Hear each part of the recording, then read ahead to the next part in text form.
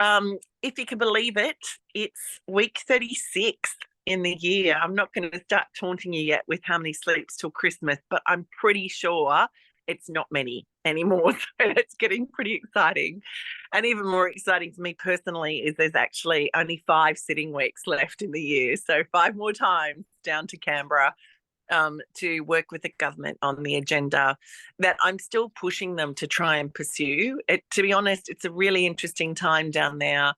People had always told us, I think, that, when you're working with the government, you get about 18 months of real government and they're either coming off the back of a election campaign or getting ready to go into another one.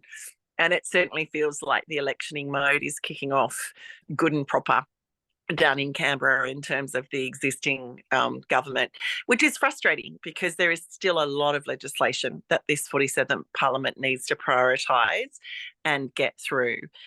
The 2 sitting weeks that ran from August 12th through to August 22nd were again really busy and included debate on a number of key issues and new pieces of legislation that I know are really important to everyone here. So one of the ones I thought I'd start with was actually the gambling reform. So even though we're still yet to see the government's proposed legislation for gambling reform, the topic was much debated when I was down there in the last fortnight, mainly because the early leaks that we're pretty sure were coming from the government were indicating that the reform that they were proposing was not going to go anywhere near far enough in terms of what Australians were expecting, and indeed what other parliamentary colleagues had suggested. So I think what's important to note here is that the Standing Committee on Social Policy and Legal Affairs, which was previously chaired by Peter Murphy, spent a long time doing a review on gambling in our country and looking at what reform opportunities there might be. And they actually tabled a report right back on the 26th of June 2023, if you can believe it. So it's over 12 months since that parliamentary committee reported.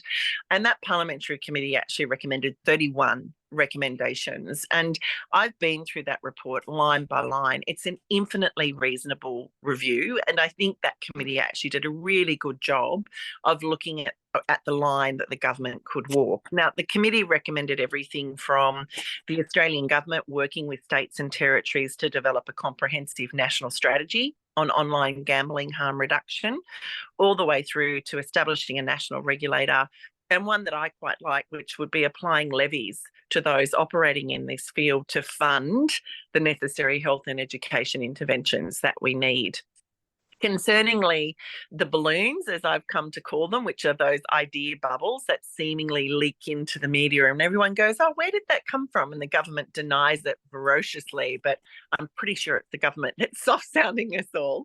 The balloons the government was sending prior to that last sitting fortnight to test our community sentiment were pretty weak. The government proposal at that point, and I think even still today, is to only implement a partial ban, even though the committee was very clear in their review that a total ban was only what was going to work. And the partial ban the government was talking about was during certain times and in the context of certain programming. So it really felt like the government was trying to, in inverted commas, keep the best of both worlds, which would really mean they'd fail to satisfy anybody.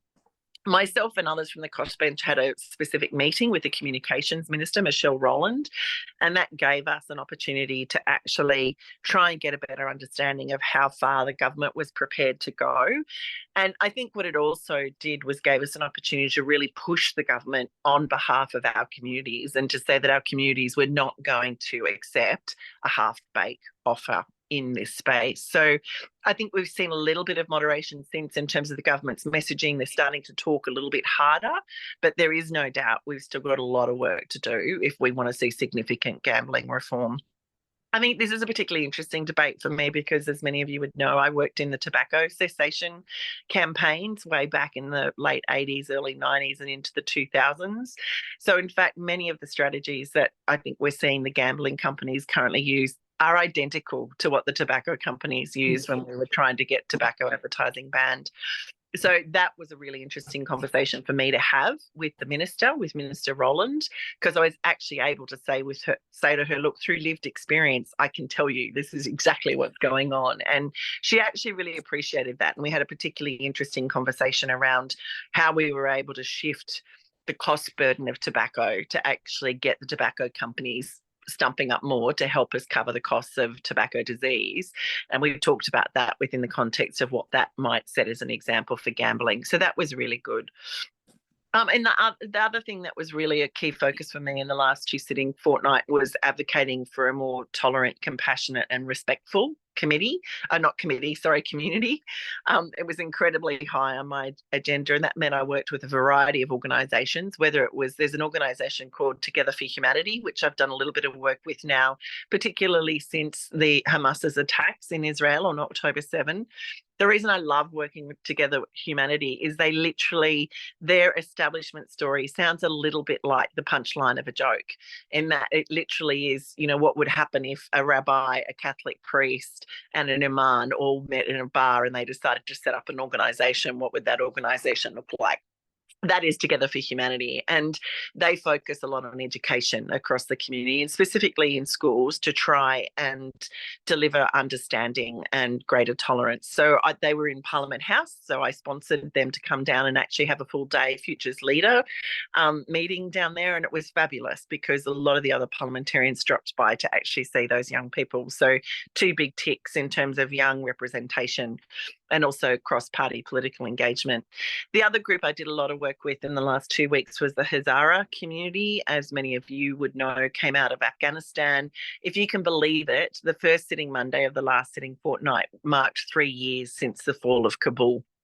So we took a moment to re-raise that within the context of our parliament, because there are people who fled here on visas who are still left in limbo and clearly can't return because of the situation there. So it was a good opportunity to remind our government that it's one thing to provide safe haven for people in the immediate face of conflict, but actually one of our real weaknesses as a society at the moment is having a very clear structure to what happens to those people that arrive on short-term humanitarian visas. And in fact, this equally applies to those people who came originally from Ukraine to Australia not that long ago. They're actually also living in limbo at the moment.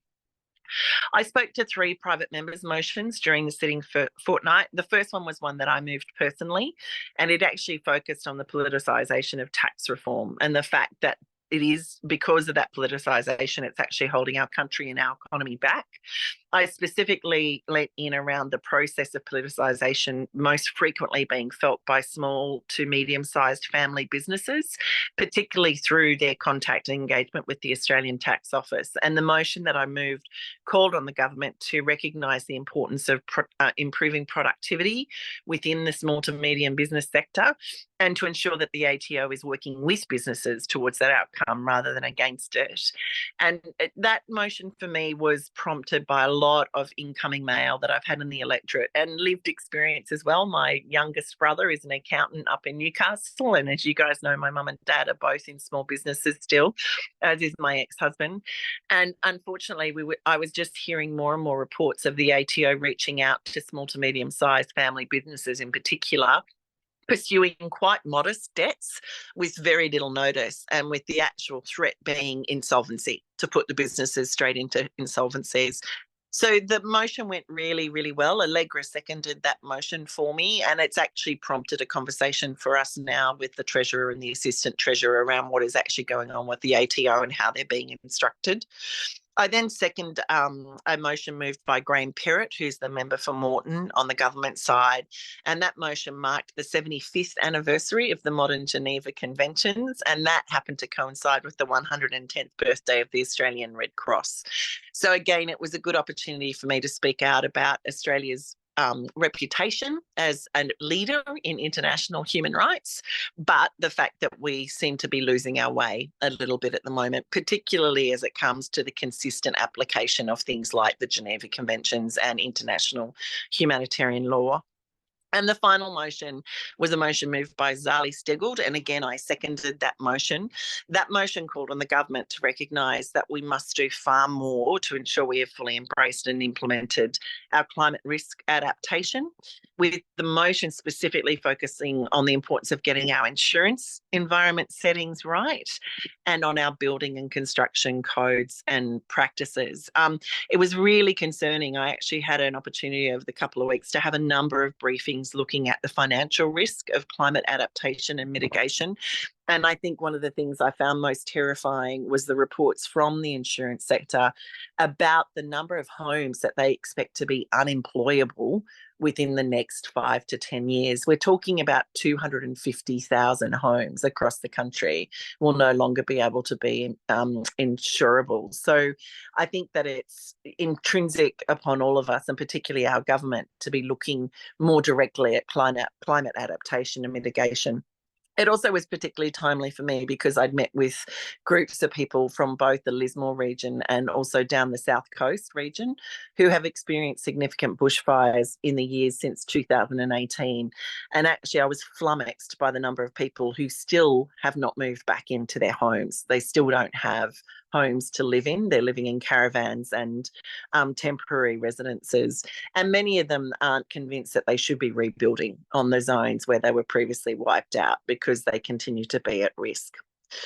Legislatively, there was really robust discussions around a number of key pieces of legislation, and they included the following things. So there was the legislation that enabled the government to put the construction arm of the CFMEU into administration. And I'm sure you're all very well aware of the debate that's gone on since then and prior to that, and the protests that we've seen in the street.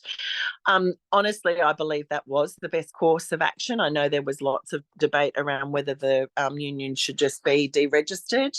But speaking to a whole heap of experts across this field, it did feel like putting an administrator in there straight away was the quickest way to try and reset that union.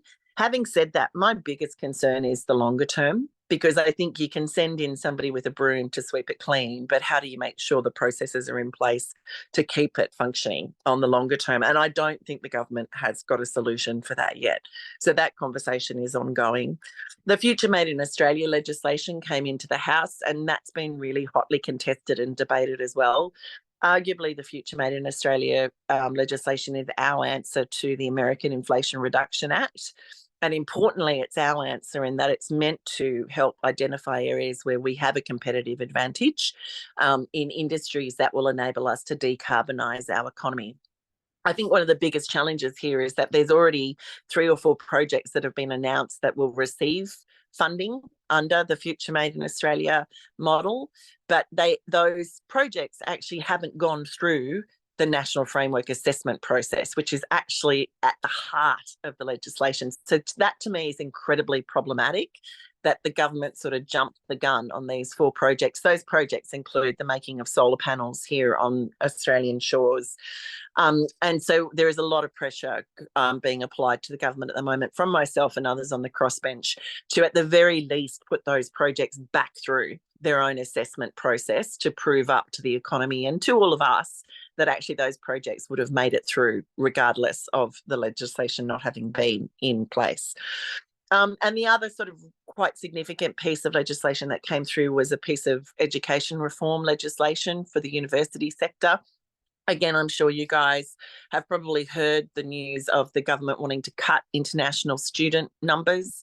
I think what's been really interesting about this debate is that I am not adverse to having it and having the discussion, but what has concerned me most is the extraordinary powers that this legislation confers to the Education Minister. So just so you guys understand, the legislation that's currently before the Senate doesn't just allow the minister to cap all numbers. So let's say the minister wants to set the numbers at 250,000 a year or something, or 170,000 a year. It actually allows the minister to cap the number of students all the way down to the course level. So the minister can actually go to a university and say, you can't have more than 100 students in your biomechanics science program at University of Sydney.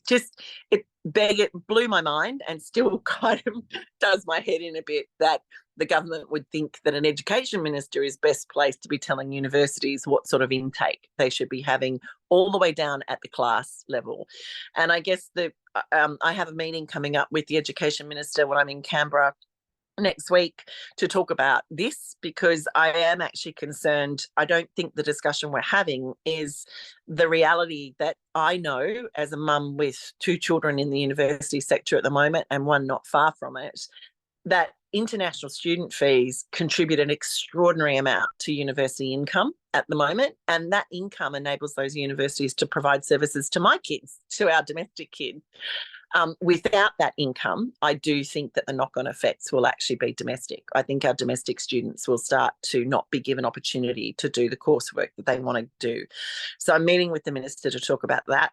I'm also meeting with Jason to talk about further HECS reform and getting a move on the date for when indexation is applied. So I'm trying to fight with him for a November 1 date deal. There are some other suggestions on the table, but I think from North Sydney we've been pretty consistent that we think November 1 gives people a chance to get their tax return in and have a fairer application of debt.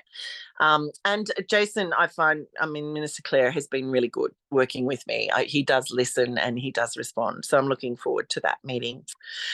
The other big piece was behaviour in Parliament, and I'm sure you guys were all very aware of what was going on for the 2 weeks. So generally speaking, I think behaviour of parliamentarians was again called into question, and it all started actually with me simply standing to ask a question on the 14th of August. It was a Wednesday.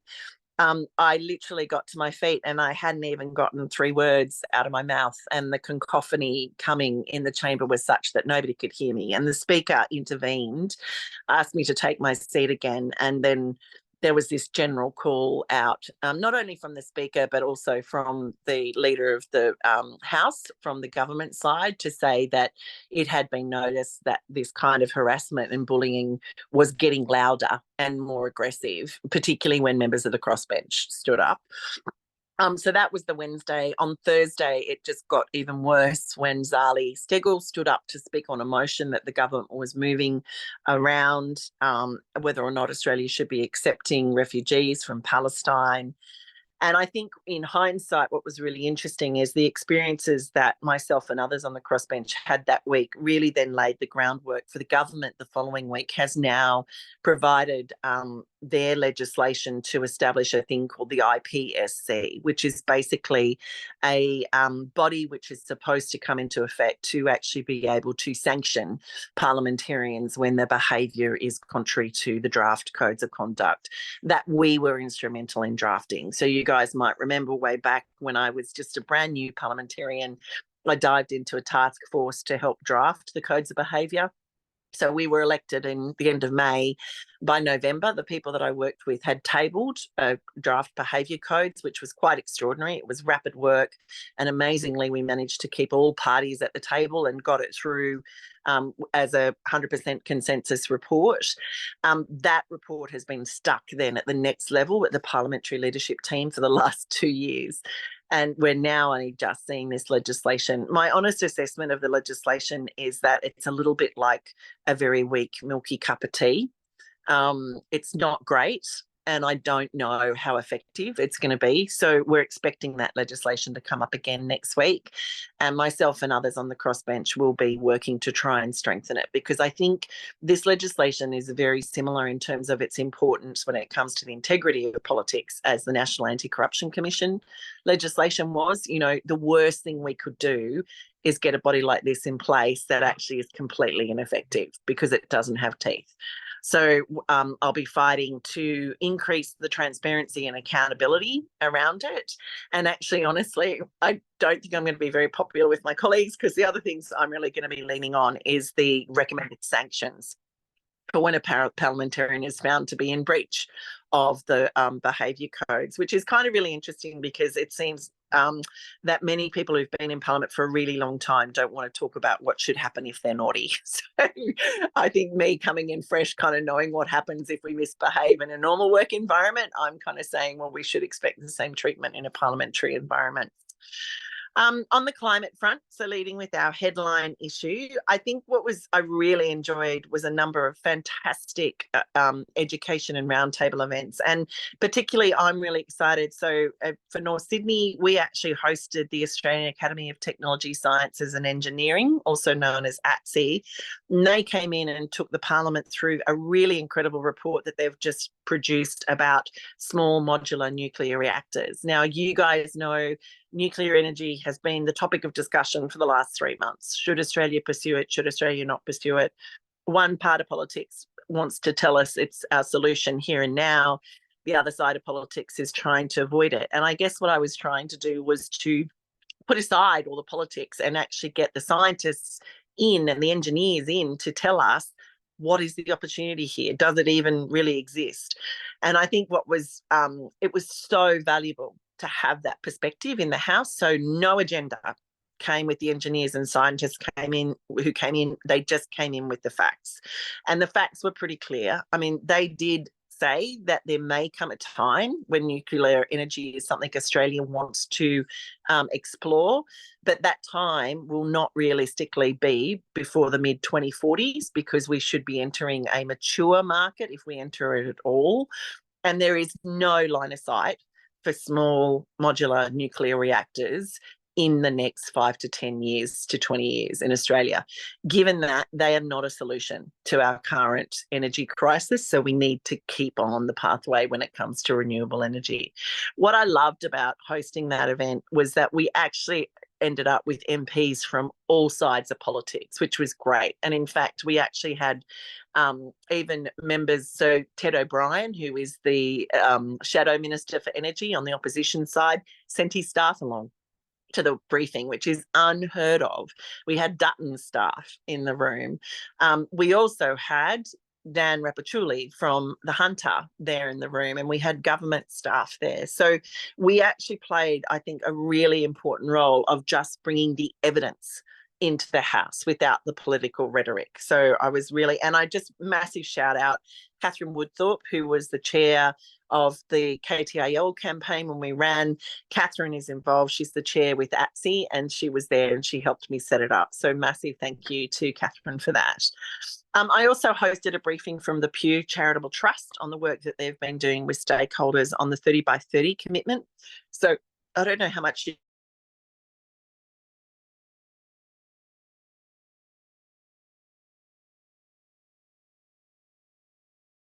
to the Kimming Montreal Global Biodiversity Framework to equitably and effectively protect and manage at least 30% of our lands and oceans in ecologically representative and well-connected reserves and other areas by 2030. So our government has talked a good game about this, but we've not seen a lot of action in this space. So it was great to get some perspective from outside government again to understand where they saw the low-hanging fruit. Again, we had a really great turnout of other members of the crossbench came to hear that, which was great. I also took part in a roundtable that Zali convened looking at climate risks and adaptation. And this was a cracker in that the lineup included the Actuaries Institute, Australian Security Leaders of Climate Group, the Australia Institute, the Investor Group for Climate Change, ACOS, the Insurance Council of Australia, Northern Beaches Council, Resilient Building Council, representatives from the major banks, financial institutes and insurers, and our own David McEwen was one of the presenters there talking about adaptation and mitigation. It was perhaps in some ways the most sobering conversation I've had in a really long time, because that was where I heard about the number of properties that will very imminently to become uninsurable in Australia. But it was also a really reassuring conversation because it reiterated for me, we know what we need to do. We just need the political will to get it done. Also on the climate front, I met with Doctors for the Environment to discuss key areas of concern, predominantly heat in this one. And I think what was really interesting and quite alarming is we talked about the rates of death from heat stroke and the fact that they are increasing significantly, not just here in Australia, but right around the world. And it's not a topic that we're talking about and governments are not addressing. And our very own Alison Blasey was part of that delegation. So it was lovely to see her there. I didn't know she was coming. I walked out to meet the Doctors for the Environment and there was Alison. So it was awesome.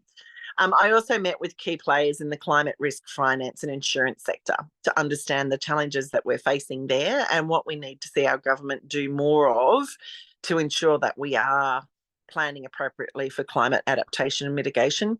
I think the thing about this issue that is particularly, it seems obvious to me, but it is problematic for our society, is this really is an issue we need all three levels of government to be leaning in on in the same way.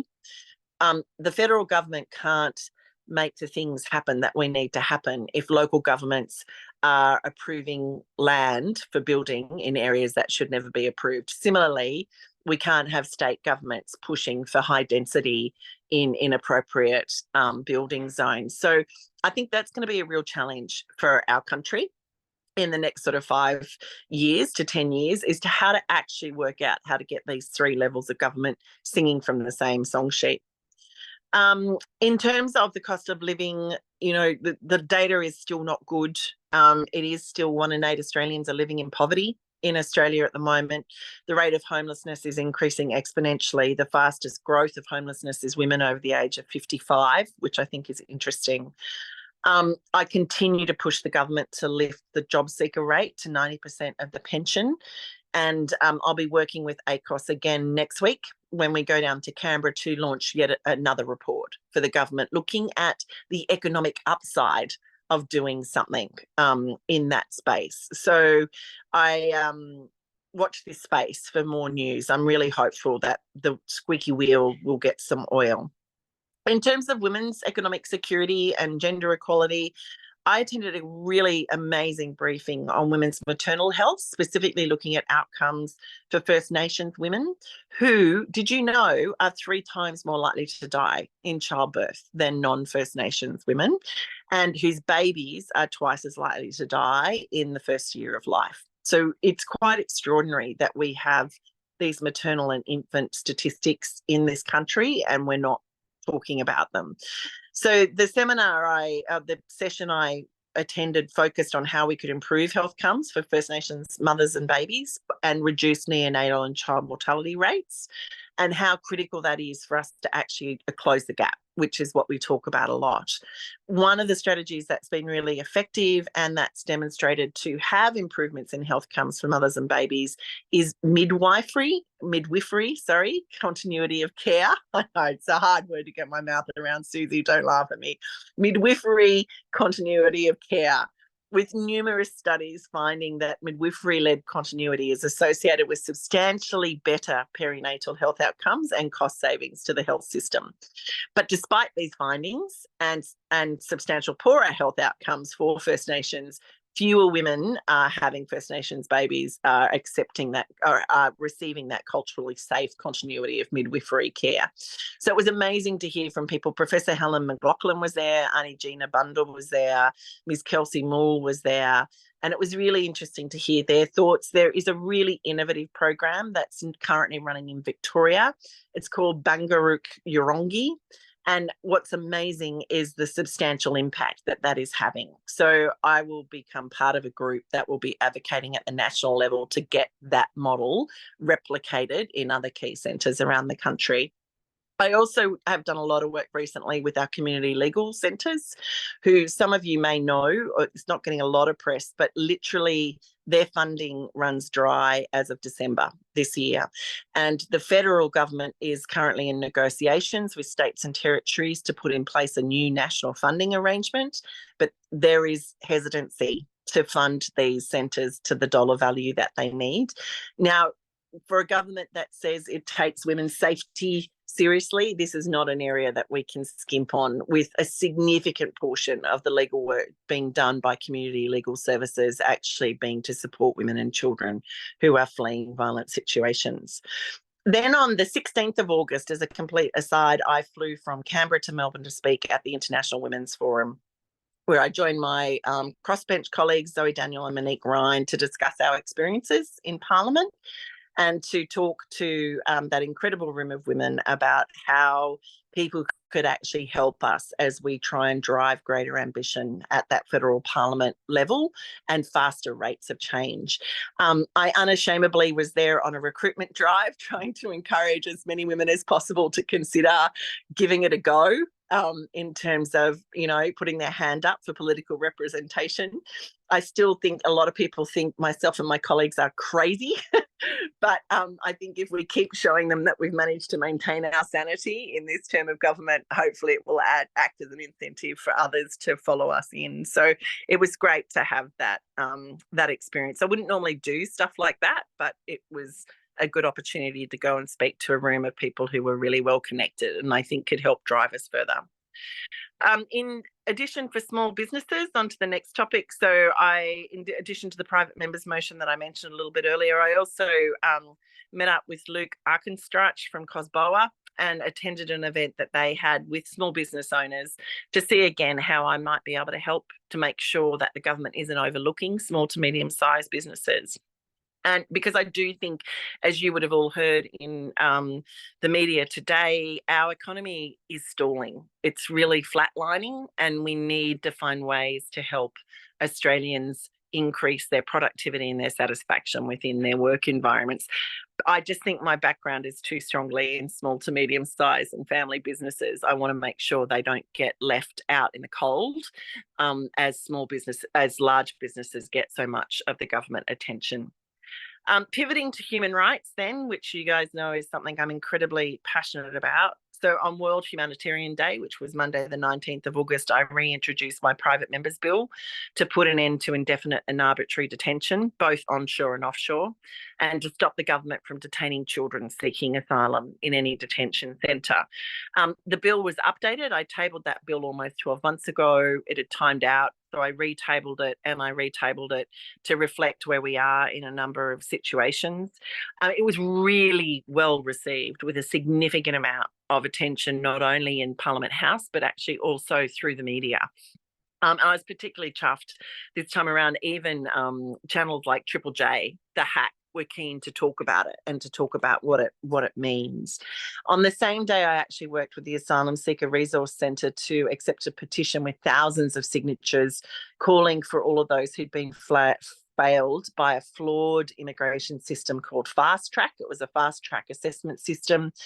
There's about 8,500 people who've been living in Australia now for over 10 years who arrived in a particular window of immigration via boat. They're called the never ever generation because they were the people who arrived, and the Prime Minister had said, if you arrive by vote, you will never ever be an Australian citizen.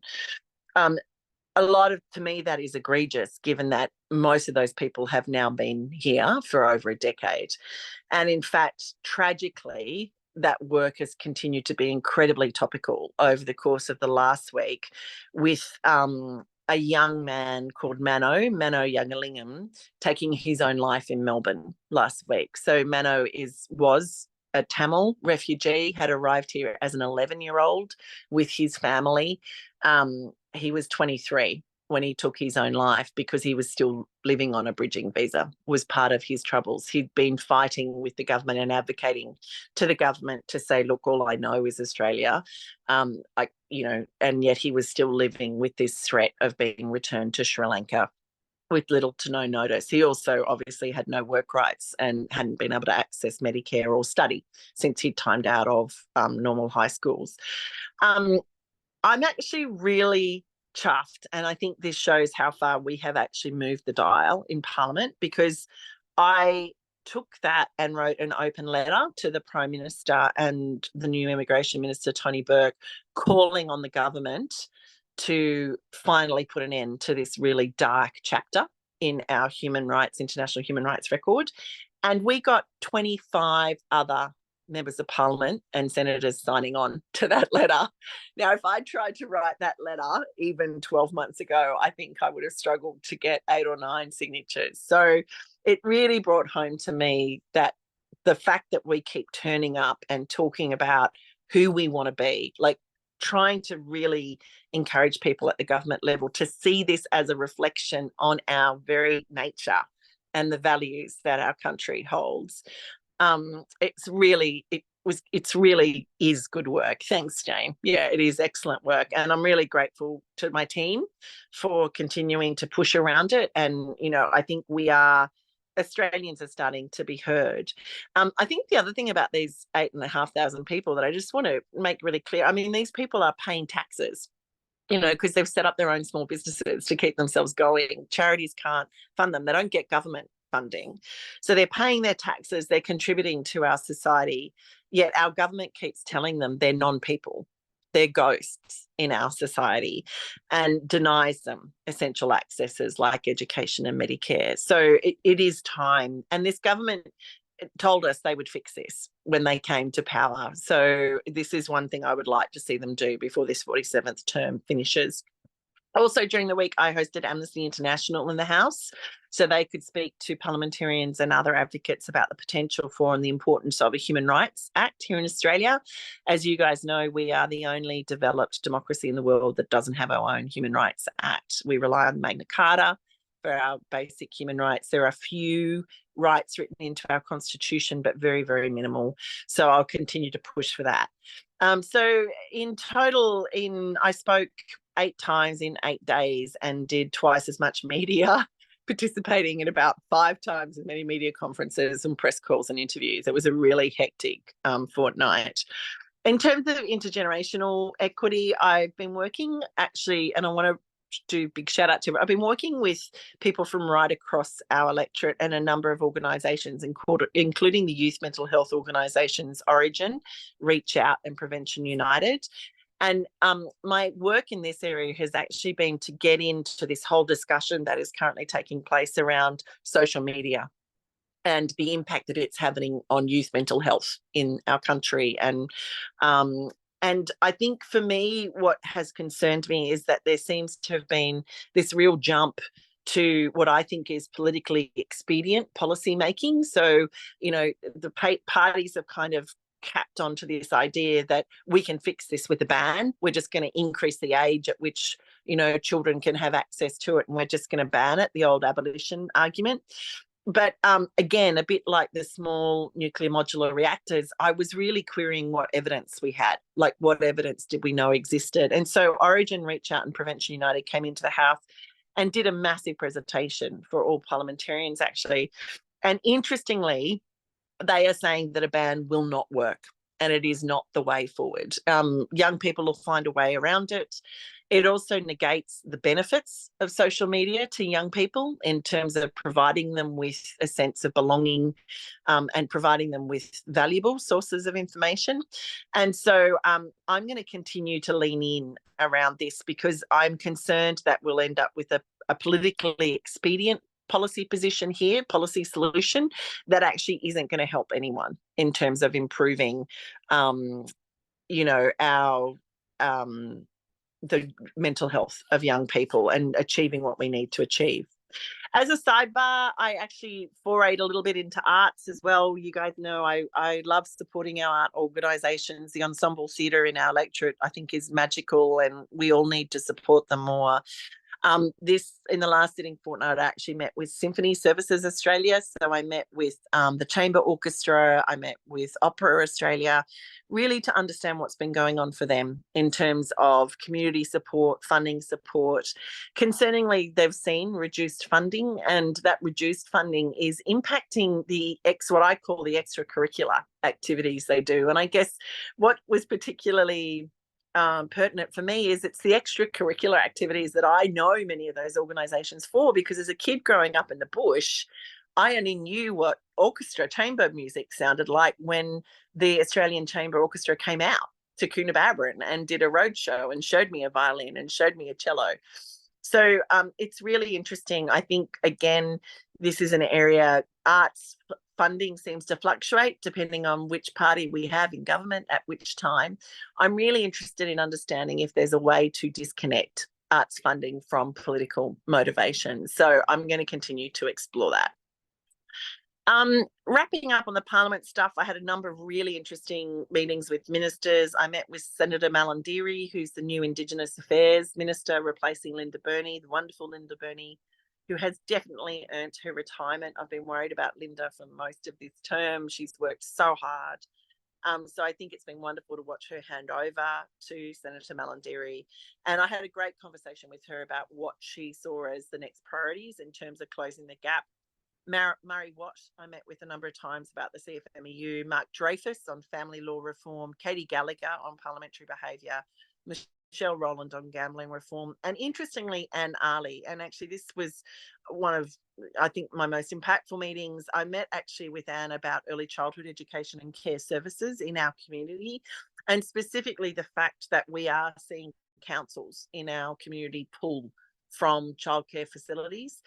So talking to her about what was driving that and if there was a way that the government could provide incentives for councils to stay in that space, because, again, call me old-fashioned, but I grew up in Coonabarabran and went to a preschool that my parents helped build and that the council still runs today. And I think community childcare is an important part of all of the strings. And I don't think we should just have an early childhood education system that is the pay process. It shouldn't just be a case of people profiting out of it.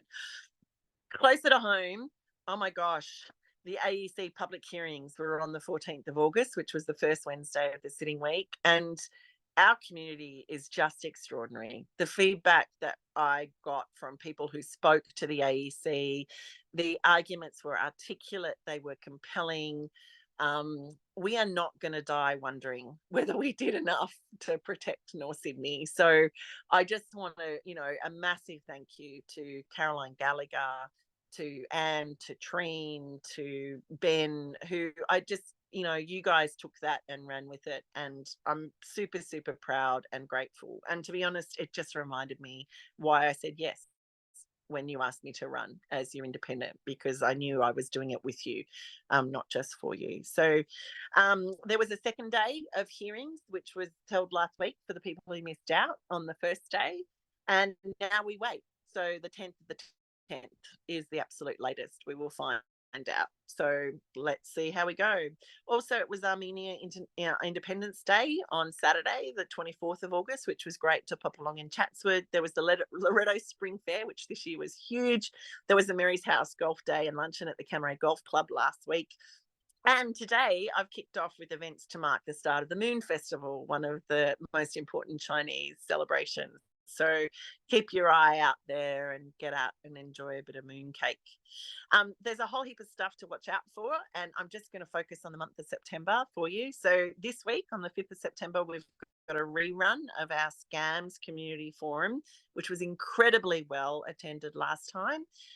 This time we're actually running it with Mandarin translation so that our Chinese Australian elders can come along and benefit from that as well. But if you missed it last time, it will be in English predominantly with a Mandarin translator. The 7th of September, we've got the Willoughby City Council Spring Fair. So we'll be there on a stall. Also that on that day, we've got the North Sydney Netball Association Grand Final presentations. From the 9th to the 12th of September, I will be down in Parliament. On the 14th of September, we've got our local council elections, so I'm sure you're all heavily involved and getting out there, and the Northbridge fireworks. And then on the 19th of September, we've got a fantastic initiative coming up, which at this stage I've just given the working title Intergenerational Forum on Social Media Controls. We are going to be hosting it at Loretto High School, Loretto Kirribilli, and we are having an event where we're inviting young people to actually bring their parent along, or for a parent to bring a young person along, and we're going to create a space where the generations can actually listen to the experts about the potential dangers and upsides and benefits of social media. So again, just trying to lean into evidence-based decision making. So we keep swinging. I can see, I'm just going to check notes because I can see there's a few popping up here. So Jane has made a couple of comments about the properties becoming uninsurable, and if this applies to a strata scheme, the building cannot be occupied. Well, what's really interesting is that I think once a building becomes uninsurable, I think even for a private home, the thing that I found fascinating is your mortgage collapses, because you can't have a mortgage on a home that you can't insure. So I thought that was really, really interesting. And Jane's just asked if I'm hearing anything about the Commonwealth's work on PFAS, and I'm thinking that's the forever plastics. And the short answer there is no. And concerningly, we did see in the media today that the Prime Minister seems to be wanting to backpedal on the legislation that I already thought was too weak when it came to the establishment of the Environmental Protection Agency, which Minister Plibersek tabled in the last sitting fortnight. So I think next week is going to be really interesting. I think the government, and they know that I feel this way, so I feel comfortable saying it in this forum, the government has failed us by not bringing forward the national standards that they promised that are part of the Graham Samuels review. They are now clearly saying we will not see those national standards in this 47th parliamentary term, and I just think that is such a missed opportunity for this 3 years of government. This 47th Parliament had the chance to do that environmental reform in the same way that it's pursued the reform that it pursued in industrial relations. And I just think it says a lot about the lack of urgency still, in terms of the major political parties understanding we need them to lead in this. Today, which was the Prime Minister saying he was looking to walk back the EPA so that rather than it becoming a cop on the beat that pre-approves, it's just a monitoring organisation. I think that could be incredibly problematic. And basically, it comes back to the conversation we started right at the beginning of this. It's a bit like the National Anti-Corruption Commission. There is absolutely no use having an organisation that has no teeth or power. It will just leave us worse off than what we were. So I think, we're going to have to continue to fight for that reform in that way. Oh my gosh, I've gone over. I'm so sorry. Working on my phone doesn't work. I didn't have my clock going. So I apologize for keeping you 15 minutes over. I think I got most of the questions. Yes. As always, please know myself and the team are here. Drop us an email, come along to one of our events, come by the marquee on the weekend at the Willoughby Fair, and just know, as always, I'm incredibly grateful for your support, and I look forward to continuing to hear all your amazing ideas.